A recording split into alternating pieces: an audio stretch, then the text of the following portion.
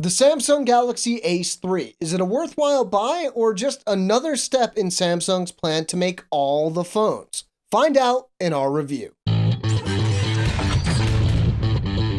Hey everybody, I'm Chris Wook, and I've got some serious deja vu going on here because I could have sworn we reviewed this phone before, but it must have just been one of those very similar phones. Anyway, let's find out what makes this one different, starting with the specs. The Galaxy Ace 3 has a 4-inch TFT WVGA display and runs a Broadcom chipset with a 1 GHz dual-core CPU and Video Core 4 GPU. Memory-wise, we're looking at 1 GB of RAM and 4 GB of internal storage in the 3G version we're reviewing. The LTE version has 8 GB of internal storage. The rear-facing camera is 5 megapixels and captures 720p video, while the front-facing camera is VGA. Supplying the power, we're looking at a 1,500 mAh battery here, while the LTE version has a 1,800 mAh battery. Like other low to mid-range offerings from Samsung, the Galaxy Ace 3 has a shape that suggests other more high-end Galaxy phones, while being smaller and a little chunkier. Button layout is the usual for Samsung. Power button on the right, volume rocker on the left. Headphone jack is on the top while the USB port is on the bottom. Both the SIM and microSD slots are accessed by removing the back of the phone. One thing this relatively modest entry in the Galaxy line has going for it is that it's a very comfortable phone to hold, and it should fit comfortably for most grips. The entire phone is a fingerprint magnet, but that could be said about most phones these days. With an 800 by 480 resolution stretched across the 4-inch screen, this is not the highest pixel density screen we've ever seen at 233 ppi, but it's far from the worst too. That said, resolution isn't everything when it comes to a display. Brightness is decent, but when you combine it with how reflective the screen is, this is not an easy phone to look at in bright sunlight, even when you max out the brightness. On the plus side, black levels are fairly deep, colors are generally well represented, and viewing angles are good. By the time you're at an angle where colors start to change, you can barely see the screen anyway. Looking at the decidedly low mid-range specs, we weren't expecting crazy performance out of the Galaxy Ace 3, and because of that, we weren't disappointed.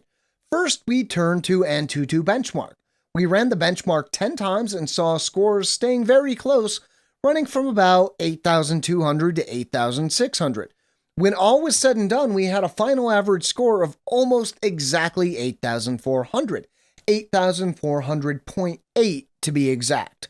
Next, we turned to Epic Citadel, but despite trying our best, all it did was crash. In real-world situations, the Galaxy S3 never really seemed to lag or stutter whether we were scrolling through various screens or launching apps. Gaming performance isn't going to be great, but it handled lighter 3D games like Subway Surfers without any problems. The Galaxy Ace 3 runs Android 4.2.2, and as you probably expected, it's skinned with Samsung's TouchWiz interface. Like a lot of Samsung's other recent phones, the Ace 3 shares its general look with the version of TouchWiz introduced with the Galaxy S4, though without so many of the special features that phone has.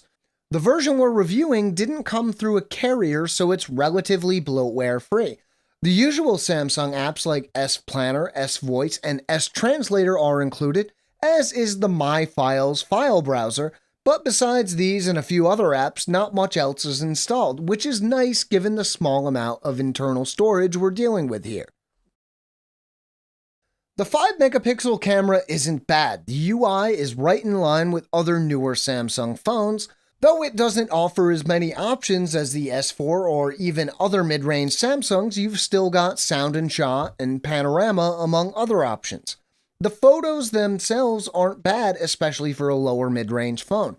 Though it can be hard to get a nicely focused shot, this is nothing a few tries won't fix, and once you get a nice shot, colors are vivid and the image is generally sharp, though there is a bit of visual noise in all but the brightest lighting. Video capture is limited to 720p and is nothing to write home about. It looks alright, but with the phone's small size and no stabilization features, shaky video is nearly a given. Depending on which version of the phone you're using, you'll either have a 1500 or 1800 milliamp hour battery. Either way, battery life isn't all that great. During my testing, battery life was down from a full charge to 50% in just a few hours of testing and benchmarking. Granted, this was fairly heavy use, but most of the time, I see batteries lasting much longer, especially in fairly low-spec devices. The good news is that, like other Samsung Galaxy phones, the battery is replaceable here. With the LTE version available, this means that you can already grab an 1800 milliamp hour battery if you're using the 3G version and get a bit of a boost. I'll admit it, it's tough to figure out who all these different Samsung phones are for. Is this a good fit for someone? Yeah, I'm sure, it's just hard to tell who. This isn't a bad deal for $250 contract free. Just make sure you take a look at all your options and make sure you're getting the features you want. If you want to know more, we have a written companion to this video at AndroidAuthority.com. You can find the link down in the description. Make sure to stay tuned to Android Authority for more reviews, news, Q&A, tips, tricks, giveaways, and more. I'm Chris Wook, and as always, thank you for watching.